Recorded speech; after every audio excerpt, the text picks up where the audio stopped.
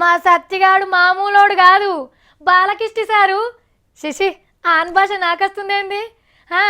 Balakrishna sir నీడ లెక్కనే ఆయన ఎంట పడతాడు.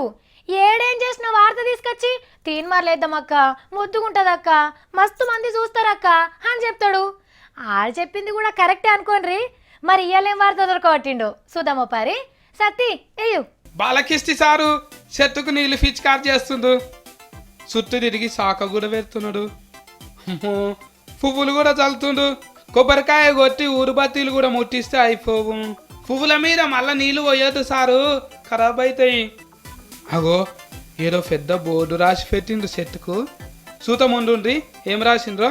1995 సంలో శ్రీ నందమూరి తారీఖు రామారావు గారిచే నాటిన యొక్క కరువు మొక్క. తిరుపతిలో ఒక కాలేజ్ కాడ 21 ఏండ్ల కింద మొలక నాటితే నందమూరి వంశం లెక్కనే ఫంగల్ వారింది. నాయన బొమ్మకు దండేసి దిష్టి తీస్తున్నాడు. వెనక సిరి రామారావు సార్ను యాద్ చేసుకున్నాడు. ఊకో ఊకో ఊకో ఊకో అని ఆయన కొడుకు పుట్టాడు నా పూర్వ సుకృతంగా భావించుకుంటున్నాను. నువ్వు దొరకడు మాకు ఈ జన్మ పుణ్యమే.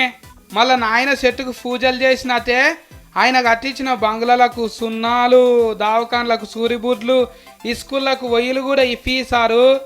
అట్లనే సెంట్రల్ సార్ కుర్చీ మీద మెత్తటి ఫర్ఫులు వేపిస్తే ఇంకా మంచిగా ఉంటుంది సారు.